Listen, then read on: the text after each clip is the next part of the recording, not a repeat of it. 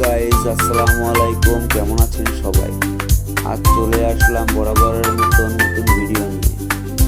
আমি আজকে চলে আসছি মিরপুর 13 নম্বর হারমার মিনার পাশে পিজা ও চিকেন বার্গারের হাটে।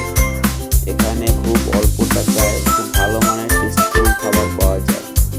এখানে চিকেন রয়েছে 80 টাকা মূল্যে, বার্গার পাবেন 80 থেকে 100 টাকা, মিট বক্স পাবেন 100 টাকা।